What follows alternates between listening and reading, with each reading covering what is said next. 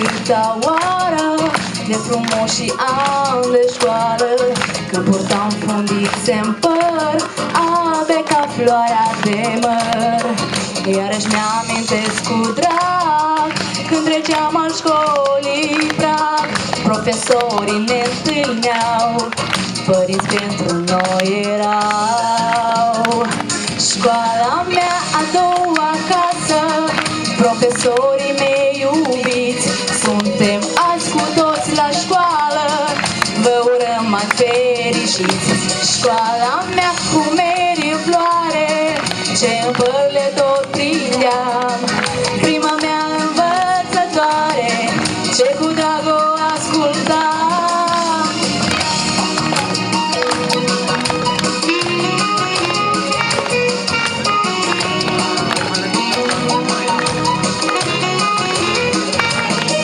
De aici am pornit în lume, de aici toate au început.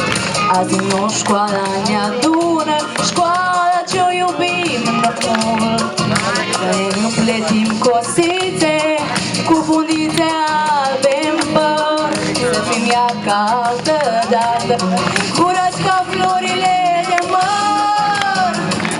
Școala mea a doua casă, profesorii mei iubiți, suntem azi cu toți la școală, vă urăm mai fericiți. Școala mea cu meri în floare, ce în păr le tot prindeam, prima mea învățătoare, de la ea toate învățam.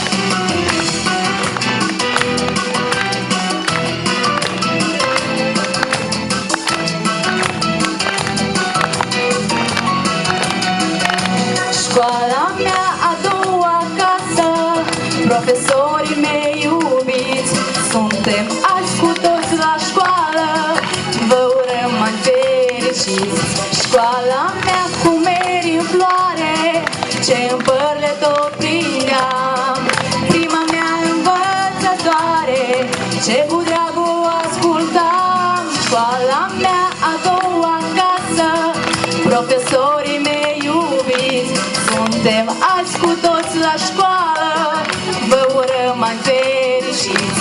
Școala mea cu meri în floare, ce în păr le tot prindeam, prima mea învățătoare, m-am întâlnit și azi la geam.